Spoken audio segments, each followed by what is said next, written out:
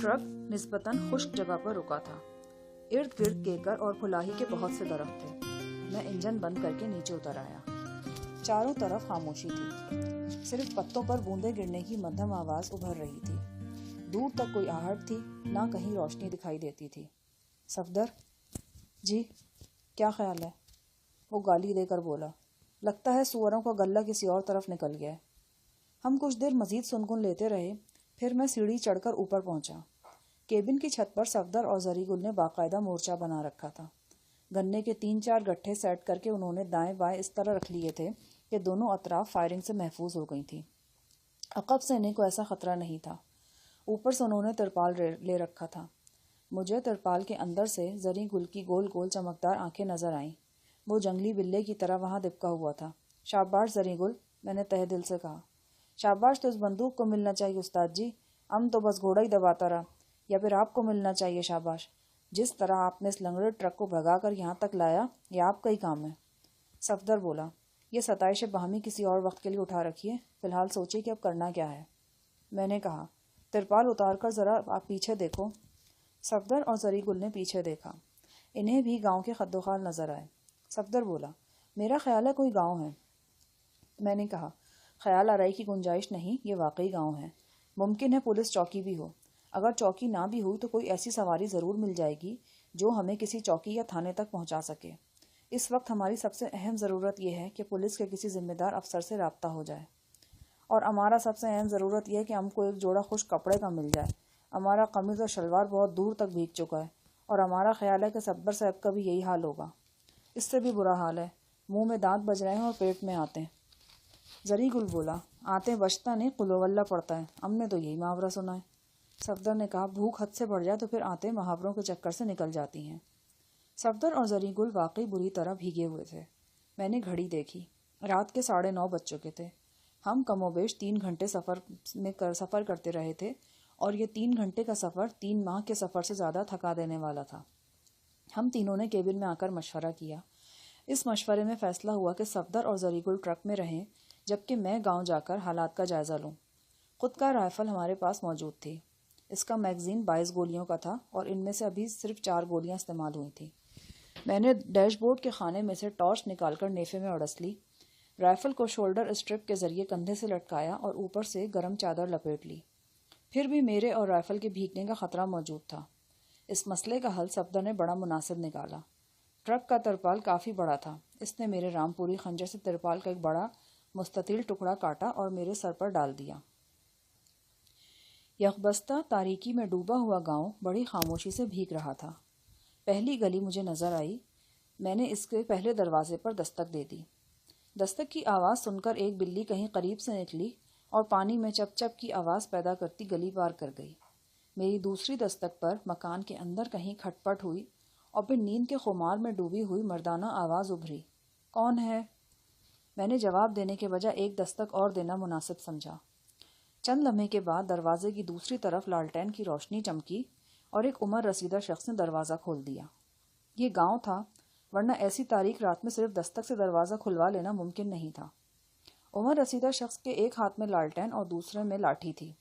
इसने लालटेन बुलंद करके मुझे देखा और ठेठ पंजाबी लहजे में बोला, क्या बात है?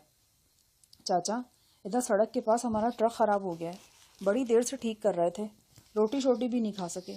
यहाँ गांव में कोई तंदूर खुला मिल जाएगा? बूढ़े ने सर्दमोरी से कहा, मैं क्या कह सकता हूँ काका, साथ की गली में एक तंदूर वाला है, शायद जाग रहा हो अभी। इसके साथ ही इसने दरवाज़ा बंद करने के लिए हाथ को हरकत दी।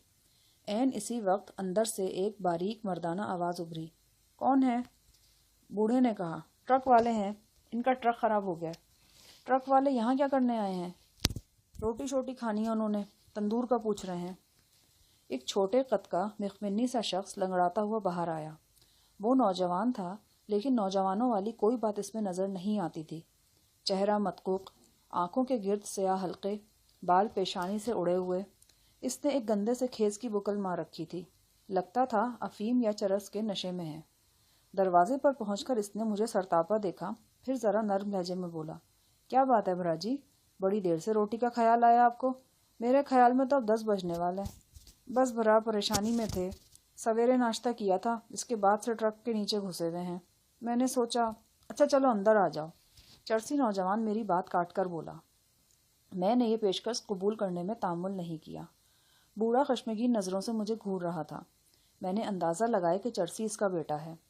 گیلے صحن سے گزر کر ہم چھوٹے سے برآمدے میں پہنچے اور پھر ایک کمرے میں آ گئے۔ یہ ایک عام سا دیہاتی مکان تھا۔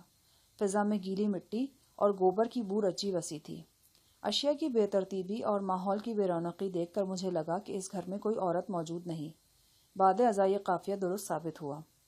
گھر میں بس چرسی اور اس کا باپ رہتے تھے۔ چرسی مجھے جس کمرے میں لے کر آیا وہاں دیواروں پر بہت سی بھارتی اداکاراؤں کی تصویریں چسپاں تھیں۔ ان دنوں ابھی ویڈیو کو عروج حاصل نہیں ہوا تھا۔ میں حیران ہوا کہ یہ تصویریں کیسے حاصل ہو گئیں۔ ویسے بھی اس کمرے میں پہنچ کر مجھے کچھ عجیب سا لگ رہا تھا۔ انفرادی طور پر کوئی بھی چیز غیر معمولی نہیں تھی، لیکن ان چیزوں کا مجموعی تاثر مجھے چونکا رہا تھا، جیسے میں کسی انجانی جگہ پر آ گیا ہوں۔ شاید یہ چونکا دینے والی بات چرسی کے لباس میں تھی، یا پھر بوڑھے کے لہجے میں، یا اس مکان کی ساخت میں۔ میں کچھ سمجھ نہیں پا رہا تھا۔ عمر رسیدہ شخص لالٹین سمیت دوسرے کمرے میں چلا گیا۔ اب کمرے میں صرف ایک دیے کی روشنی تھی۔ چرسی نے پوچھا، اور کون ہے تمہارے ساتھ؟ ایک ڈرائیور اور ایک ہیلپر ہے، وہ دونوں ٹرک پر ہی ہیں۔ ہوا کیا ٹرک کو؟ ٹائی راڈ میں کوئی گڑبڑ ہے۔ اصل میں لوڈ زیادہ تھا اور ٹائر کمزور۔ ایک موڑ پر ایک طرف کے دونوں ٹائر ٹھاؤ ہو گئے۔ ٹرک بے قابو ہو کر سڑک سے نیچے اتر گیا۔ پتہ نہیں نیچے سے کیا چیز لگی باڈی کو، ٹائی راڈ کا ستیہ ناس ہو گیا۔ جہاں کہاں رہے تھے تم؟ یہ سوال ذرا مشکل تھا۔ ہم شکر گڑھ سے کافی آگے نکل چکے تھے اور میرے اندازے کے مطابق بارڈر کے آس پاس کہیں تھے۔ میں فیصلہ نہیں کر پا رہا تھا کہ کس قصبے یا مقام کا نام لوں۔ میری یہ مشکل بوڑھے کی آواز نے آسان کر دی۔ اس نے ساتھ والے کمرے سے پکار کر پوچھا، پتر بوٹے، آگ جلتی رہنے دوں یا بجھا دوں؟ چرسی نے کہا، جلتی رہنے دے باپو۔ پھر کہنے لگا، تم وشنو تو نہیں ہو؟ ایک دم میرا دماغ بھگ سے اڑ گیا۔ وشنو ان ہندوؤں یا سکھوں کو کہا جاتا ہے جو انڈا اور گوشت وغیرہ نہیں کھاتے تھے۔ وشنو اور باپو کے الفاظ میری سماعت میں دھماکوں کی طرح گونج رہے تھے، ایک دم جیسے کوئی پردہ سا میری نگاہوں کے سامنے سے ہٹ گیا۔ میں نے اپنے سامنے بیٹھے مدقوق چرسی کو آنکھیں پھاڑ کر دیکھا، کمرے میں نگاہ دوڑائی، اور میرے اندر کسی نے پکار کر کہا کہ میں پاکستان میں نہیں ہوں۔ یہ مکان، یہ گاؤں، یہ فضا، یہ زمین، ان میں سے کسی بھی چیز کا تعلق پاکستان سے نہیں تھا۔ تعقب کی ہنگامہ خیزی میں ہم سرحد پار کر چکے تھے، اور اب میں ایک بھارتی گاؤں میں ایک بھارتی کے سامنے بیٹھا تھا۔ چرسی، جس کا نام بوٹا تھا، مجھے حیرت سے دیکھ رہا تھا۔ میں نے خود کو تیزی سے سنبھالا اور اقرار میں سر ہلایا، ہاں وشنو ہوں میں۔ اوہو، پھر تو مشکل ہو جائے گی۔ ہم نے قیمے والے چاول پکا رکھے تھے، کچھ بچے ہوئے تھے۔ میں سوچ رہا تھا تمہیں گرم کر دیتے ہیں، تمہارا گزارا ہو جائے گا۔ خیر، اب کچھ اور وچار کرتے ہیں۔ ہاں، کچھ آلو ہیں گھر میں، انہیں بھون لیتے ہیں، نمک مرچ لگا کر کھا لینا، کیا خیال ہے؟ جیسا تم مناسب سمجھو بھائی۔ میں نے اپنے لہجے کو حد الامکان نارمل رکھنے کی کوشش کی۔ وہ بولا، بڑے کڑاکے دار ٹھنڈ ہے جی، ٹرک تو تمہارے لیے برف کھانا بن جائے گا۔ میرا خیال ہے اپنے ساتھ والوں کو بھی یہیں بلا لو۔ اور ہاں، ٹرک پر کیا لدا ہوا ہے؟ گنے ہیں، ابو ہر سے فیروز پور لے کر جا رہے تھے، وہاں ایک شوگر مل ہے، پریمیا شوگر مل، ادھر اتارنے تھے۔ میں نے عجلت میں تراشا ہوا جواب دیا۔ بوٹے کے چہرے پر الجھن نمودار نہیں ہوئی، جس سے مجھے اندازہ ہوا کہ جواب معقول ہے۔ میں پچھلے 8-10 سیکنڈ میں اس نتیجے پر پہنچ چکا تھا کہ ہم فضلکا سیکٹر کے آس پاس سے سرحد عبور کر چکے ہیں۔ اس کا مطلب تھا ہم ابوہر، فرید کوٹ اور فضلکا وغیرہ سے زیادہ دور نہیں۔ عین ممکن تھا یہ گاؤں فضلکا ہی کی کوئی نواحی آبادی ہو۔ اس علاقے کے بارے میں میری معلومات اتنی زیادہ نہیں تھیں، لیکن کچھ ایسی کم بھی نہیں تھیں۔ بوٹے سے تعارف کراتے ہوئے میں نے اپنا نام نہال سنگھ اور صفدر کا وچن سنگھ بتایا، اور کہا کہ ہم لدھیانہ کے رہنے والے ہیں۔ بوٹا، جس کا پورا نام بوٹا سنگھ تھا، کمرے کے ساتھ والی تاریک کوٹری میں گھسا اور وہاں سے ایک بوسیدہ بوری گھسیٹ لایا۔ بوری دیکھتے ہی پتہ چل گیا کہ اس میں آلو ہیں۔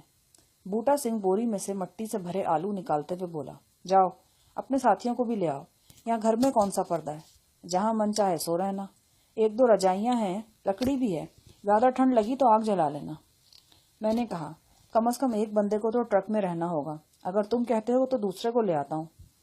سجن جی، ٹرک میں گنے ہی ہیں نا، کوئی الائچیاں تو ہیں نہیں جو چور لے جائیں گے، کھا کھا کر سردی میں جم جائے گا بیچارہ جو وہاں رہے گا۔ نہیں یار، پیر استاد نے پہلا سبق یہی پڑھایا تھا کہ گاڑی اکیلی نہیں چھوڑنی، گاڑی اور زنانی میں بہت سی باتیں ایک جیسی ہوتی ہیں۔ وہ ہنسنے لگا۔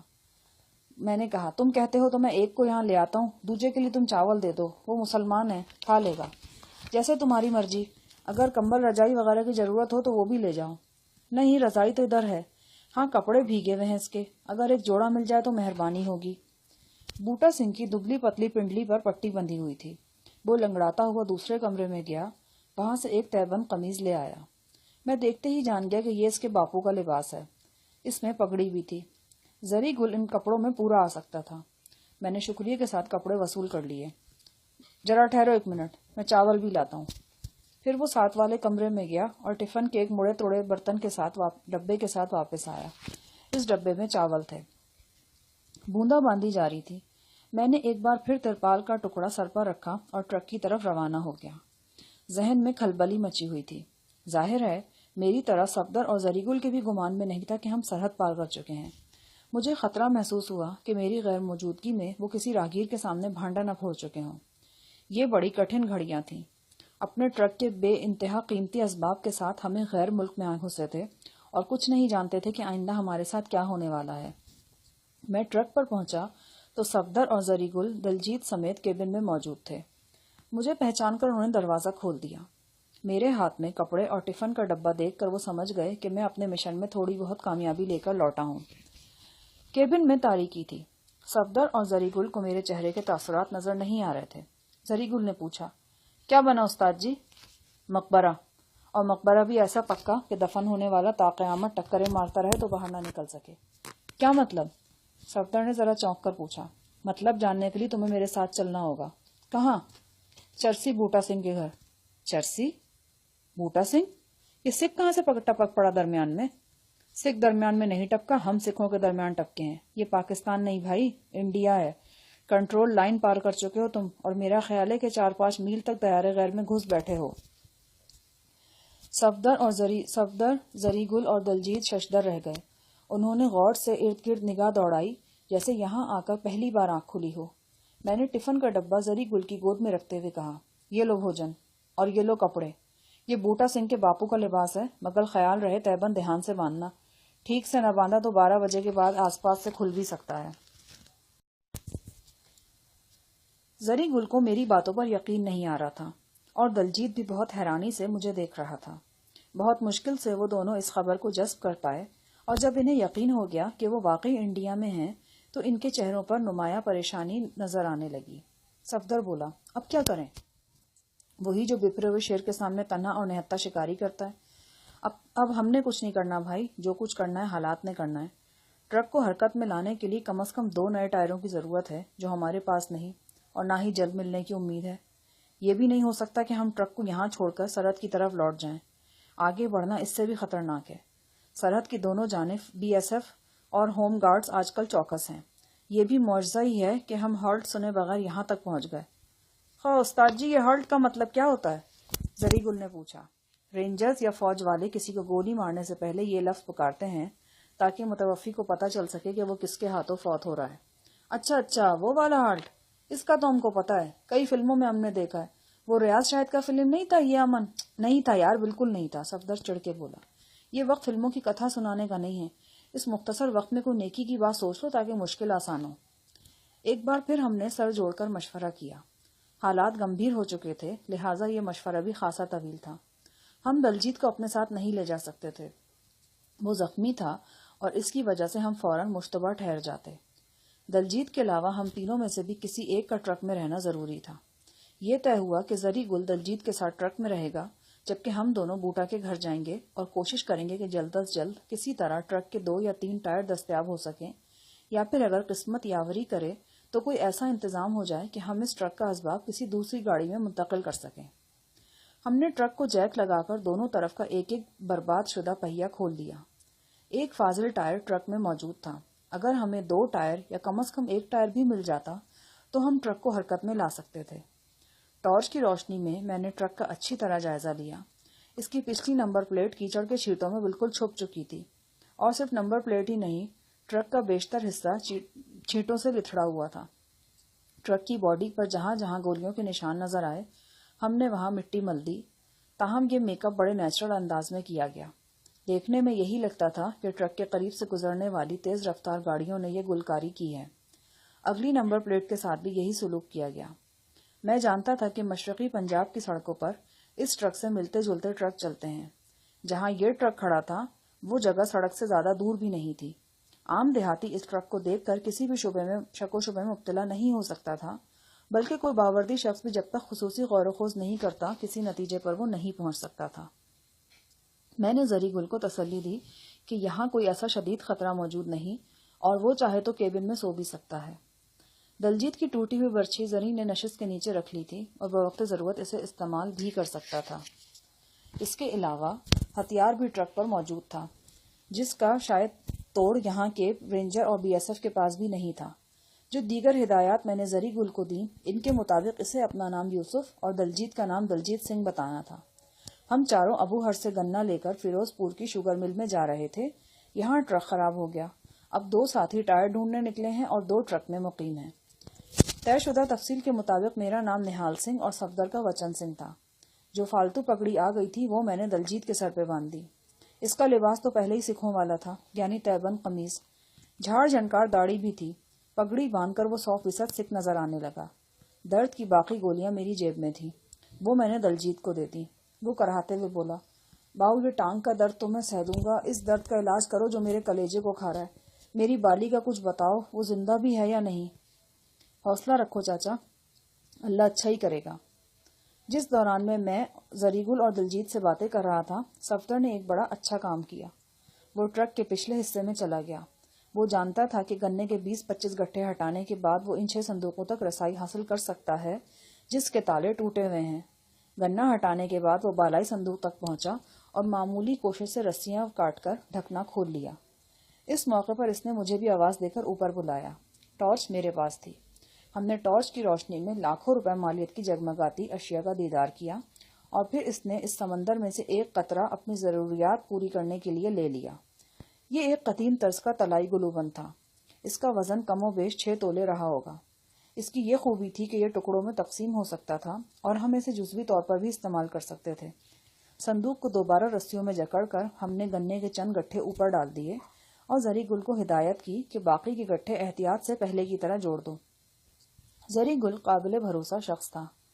اگر نہ بھی ہوتا تو اس وقت ہم تینوں کی اٹل مجبوری تھی کہ ایک دوسرے پر بھروسہ کریں۔ تھوڑی دیر بعد ہم زری گل اور دلجیت سے رخصت ہو کر گاؤں کی طرف روانہ ہو گئے۔ ٹرک کے دونوں پہیے ہمارے ساتھ تھے۔ وہ اس قدر کٹ پھٹ چکے تھے کہ انہیں اپنے ساتھ گاؤں تک لے جانا ایک مسئلہ بن گیا۔ بہرطور کسی نہ کسی طرح ہم نے یہ مسئلہ حل کیا اور گاؤں پہنچ گئے۔ ہمارے پہنچنے تک بوٹا سنگھ مٹی کی ایک بڑی انگیٹھی میں 2-3 پاؤ آلو بھون چکا تھا۔ صفدر نے بوٹا سنگھ کو ست سری اکال کہا۔ جواب میں اس نے بھی اپنی مہین آواز میں ست سری اکال کا نعرہ لگایا۔ رسمی کلمات کے بعد ہم لکڑی کی چوکیوں پر بیٹھ گئے اور گرم گرم آلو چھیل کر نمک مرچ کے ساتھ کھانے لگے۔ ساتھ والے کمرے سے بوٹا سنگھ کے باپ کے کھانسنے کی آواز آ رہی تھی۔ وہ نیند میں کھانس رہا تھا۔ بوٹا سنگھ نے بتایا، ہم باپ بیٹا یہاں اکیلے رہتے ہیں۔ میرا بڑا بھائی جیل میں ہے۔ اسے پولیس نے دربار صاحب سے گرفتار کیا تھا۔ الزام ہے کہ اس کے پاس سے ناجائز پستول نکلا تھا۔ واحد گرو کی مار ہو ان پر۔ اگر اس کے پاس ناجائز پستول تھا تو اس نے اس وقت کیوں نہیں چلایا جب اسی گھر کے اسی کمرے میں پولیس والے اس کی پتنی کے ساتھ بلاత్కాر کر رہے تھے؟ اور اس وقت وہ پستول کیوں نہ چلا جب میری ماں کی چھاتی میں سیکیورٹی کے سپاہی نے رائفل کی سنگین اتاری تھی؟ سب بکواس ہے، سب بکواس ہے۔ یہاں قانون اسی کا ہے جو طاقتور ہے۔ اس نے اگلے دانتوں کی درز میں پرچ کی آواز سے تھوک کی پچکاری نکالی اور مایوسی سے سر ہلانے لگا۔ بوٹا سنگھ ایک دکھ بھرا انکشاف کر رہا تھا۔ کیا کیا تھا تم لوگوں نے؟ یہ ضروری نہیں کہ کمزور کچھ کرے تبھی پکڑا جاتا ہے۔ کمزور تو ہوتا اسی لیے کہ اسے پکڑا جائے اور آلے دوالے کے طاقتور لوگوں پر اپنی طاقت کا رعب جمایا جائے۔ اپنی تمام تر خستہ حالی کے باوجود بوٹا سنگھ تھوڑا پڑھا لکھا بھی لگتا تھا، جیسا کہ بعد میں پتہ چلا کہ اس نے فضلکا کے گورنمنٹ ہائی اسکول سے میٹرک کر رکھا تھا۔ میں نے کہا، تمہاری ماں کو مارنے والوں نے آخر کوئی بہانہ تو بنایا ہوگا۔ بہانہ وہی خالصتان۔ ان کو شبہ تھا کہ میرا بھائی جسونت تخریب کاروں کا ساتھی ہے۔ کئی بار اس کی گرفتاری کے لیے ہمارے گھر اور دکان پر چھاپا مار چکے تھے۔ ایک رات ایک ہندو سب انسپیکٹر تلک رام اپنے 4 ڈشکروں کے ساتھ ہمارے گھر گھس آیا۔ باپو اس روز دکان کا سودا لینے لدھیانہ گیا ہوا تھا۔ جسونت، میری بھابو اور ماں کے سوا گھر میں کوئی نہیں تھا۔ جسونت نے بزدلی دکھائی۔ جب گاؤں پولیس والے میری ماں اور بھابھوں کو مار پیٹ رہے تھے تو وہ گھر کی پچھلی دیوار پھلانگ کر بھاگ نکلا۔ وہ ایسی ہی سردیوں کے دن تھے، بڑے زور کی ٹھنڈ پڑ رہی تھی، سب لوگ اپنے گھروں میں بند تھے، کسی کو خبر ہی نہیں ہوئی کہ ہمارے گھر میں کیا ہو رہا ہے۔ سب انسپکٹر نے شراب پی رکھی تھی۔ پہلے تو وہ میری بھابھوں کو مارتا پیٹتا رہا، پھر جاتی پر اتر آیا۔ میری ماں سے یہ برداشت نہیں ہوا، وہ میرے باپو کی کرپان لے کر اس کتے پر چڑھ ہوئی۔ کرپان سب انسپکٹر کے بازو پر لگی۔ اس چھوٹے سے زخم کے بدلے میں ایک سپاہی نے رائفل کی سنگین میری ماں کے سینے میں اتار دی۔ یہی کمرہ تھا۔ اس کمرے میں ایک طرف میری ماں کی لاش پڑی تھی اور دوسری طرف وہ کتا میری بھابھوں کی عزت سے کھیل رہا تھا۔ بعد میں پولیس والوں نے خود ہی ہمارے گھر میں فائرنگ کی اور گاؤں والوں کو بتایا کہ اس گھر سے پولیس پارٹی پر حملہ ہوا ہے۔ اگلے روز ہم نے اخبار میں پڑھا، سب انسپکٹر تلک رام مفرور جسونت سنگھ کو پوچھ گچھ کے لیے تھانے لے جانا چاہتا تھا، پر اس کے گھر والوں نے مسلح ہو کر پولیس پارٹی پر حملہ کر دیا۔ اس پولیس مقابلے میں سب انسپکٹر سخت زخمی ہوا اور ایک عورت ہلاک ہو گئی۔ مجرم اپنے ساتھیوں سمیت بھاگنے میں کامیاب ہو گیا۔ پولیس نے ہمارے گھر سے 2 بندوقوں کے علاوہ خالصتان کے جھنڈے، اشتہار اور پتہ نہیں کیا کیا برآمد کر لیا۔ علاقے کے لوگ دانتوں میں انگلیاں دے رہے تھے کہ اخبار والے اتنا بڑا جھوٹ بھی بول سکتے ہیں۔ سب جانتے تھے کہ جسونت کس طرح کا بندہ تھا۔ اس چوہے کو پولیس والے شیر بنا رہے تھے اور یہ بھی بتا رہے تھے کہ وہ آدم خور ہے۔ اپنی بات پر بوٹا خود ہی ہنس دیا۔ تمہاری بھابھوں کا کیا بنا؟ وہی جو ایسی عورتوں کا بنتا ہے۔ اس کے پیٹ میں بچہ تھا جو ضائع ہو گیا۔ وہ ایسی بستر سے لگی کہ پھر اٹھ ہی نہ سکی۔ پتہ نہیں اٹھنا چاہ ہی رہی تھی یا نہیں، 5-6 مہینے میں ہی گھل گھل کر ختم ہو گئی۔ جس روز اس کی ارتی جلی تھی، اسی روز جسونت سنگھ امرتسر سے گرفتار ہوا۔ اسے پولیس نے ناجائز پستول کے الزام میں پکڑا تھا۔ اس کا قصور صرف اتنا تھا کہ وہ دربار صاحب سے نکلنے والے ایک جلوس کے ساتھ چل رہا تھا۔ بعد میں پولیس کو پتہ چلا کہ یہ تو وہی جسونت ہے جسے وہ 6 مہینے سے ڈھونڈ رہے ہیں۔ جسونت کو گرفتار ہوئے اب 1 سال ہونے کو آیا ہے۔ ہمیں کچھ نہیں پتا کہ وہ کس جیل میں ہے، کہاں ہے اور ہے بھی یا نہیں۔ تمہارے دل میں کبھی یہ خیال نہیں آیا کہ تمہیں انصاف ملنا چاہیے؟ انصاف کی نہیں، بدلے کی بات کرو بھاجی۔ اب تو یہاں صرف بدلہ ہی بدلہ ہے۔ جس کے بازو میں زور ہے وہ لے لیتا ہے، دوجا رو دھو کے چپ ہو جاتا ہے۔ میرے کلیجے میں بھی 5-6 مہینے بڑے بھانپڑ اٹھتے تھے۔ بڑا رویا تڑفا تھا میں۔ سوچتا تھا کچھ نہیں تو اس حرامی تلک رام کو تو جان سے مار ہی دوں۔ بڑے دن ڈب میں چاقو لے لے کر پھرتا رہا، لیکن ہوا کیا؟ کچھ بھی نہیں۔ کوئی جوڑ نہیں چلا، کوئی راستہ نہیں ملا۔ آہستہ آہستہ بھانپڑ بجھ گیا، پھر نشے کی لت لگ گئی۔ پہلی بار باپو سے لے کر کھایا تھا، اب باپو مجھ سے لے کر کھاتا ہے۔ وہ بڑا خوش ہے کہ اس کا پتر جہاں سے بھی ہو نشہ لے آتا ہے۔ اب دونوں باپ بیٹا نشہ کرتے ہیں اور زندگی کو دھکا دیتے ہیں۔ روزگار کیا ہے؟ روزگار کا کیا ہے جی، نشے کا تو آپ کو پتہ ہی ہے، شریر کے ساتھ ساتھ ہمت کو بھی کھا جاتا ہے، کچھ کرنے کو من ہی نہیں کرتا۔ باپو کھاد کا کام کرتا ہے، اس کی دکان بیچی ہے، وہی رقم پاس ہے۔ جب تک گزارا ہو رہا ہے، جب ختم ہوگی دے۔ وہ مہین باریک آواز میں کافی دیر اپنی بیپتا سناتا رہا۔ ہم آلو بھونتے رہے، کھاتے رہے اور اس کی باتیں سنتے رہے۔ اس نے برملا کہا کہ تیرت نامی اس گاؤں کی 98% آبادی خالصتان کی حامی ہے اور وہ بھی ان میں سے ایک ہے۔ اس کے نزدیک ہندو اور ظالم 2 لفظ کے باوجود ایک ہی معنی رکھتے ہیں۔ اس کا خیال تھا کہ ہندو خالصتان کے مسئلے کو ختم نہیں کر سکتا، اس لیے وہ سکھوں کو ختم کر دینا چاہتا ہے۔ بھارتی حکومت چاہتی ہے کہ ہر وہ سکھ جو بندوق اور کرپان اٹھا سکتا ہے جیل میں سڑ جائے یا شمشان گھاٹ میں جل جائے، اور جو باقی رہ جائیں وہ ننگی فلموں اور نشے کے عادی ہو جائیں۔ اس نے کہا، پنجاب میں شراب بنانے اور فروخت کرنے کی کھلی چھٹی ہے۔ یہاں ہر روز ہزاروں کی بوتل شراب بنتی ہے اور پی جاتی ہے۔ اور فلموں کا تو پوچھو مت۔